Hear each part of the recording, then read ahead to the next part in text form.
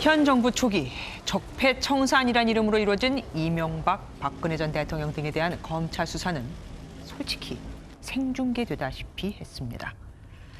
그 당시 송인택 검사장이 문무일 검찰총장을 찾아가 무차별적인 피의 사실 보도가 나오고 있다고 할 정도였지만 청와대를 비롯해 여권의 누구 하나 피의 사실 공표죄나 무죄 추정의 원칙 같은 건 얘기를 꺼내지도 않았죠. 그런데 어느 순간 분위기가 확 바뀌었습니다. 조국 전 법무부 장관 등 살아있는 권력에 대한 수사가 이루어지자 여권에서 검찰의 피의 사실 공표를 금지해야 한다는 목소리가 터져 나온 겁니다.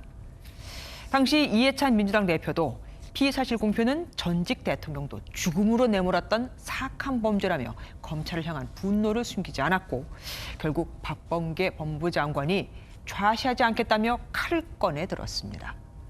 어제 발표된 법무부 대검의 합동감찰 결과의 핵심은 피의 사실 유출 방지입니다. 하지만 이상하죠. 박 장관 자신이 이미 피의 사실 공표죄로 고발당한 적이 있고 SNS에 공무상 비밀을 올린 이문정 검사에 대해서는 침묵하고 있거든요. 오죽하면 여당 조응천 의원이 우리 편에 대한 피의 사실 공표는 범죄고 상대편에 대한 공표는 국민의 알 권리를 충족하는 공익이냐며 쓴소리를 했을까요? 검찰에 재갈을 물리려는 거다. 적폐 수사 때는 옳았고 지금은 틀렸냐는 비아냥이 곳곳에서 나오는 이유입니다. 지금 정권의 목을 붙들고 있다고 해도 과언이 아닌 일명 내로남불이 또 그대로 재현이 되고 있는 겁니다.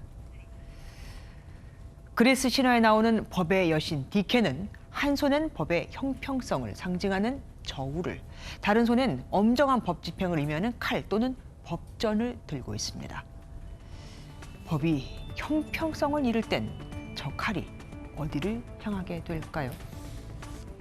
김주아의 그런데 오늘은 피의 사실 이중잣대였습니다.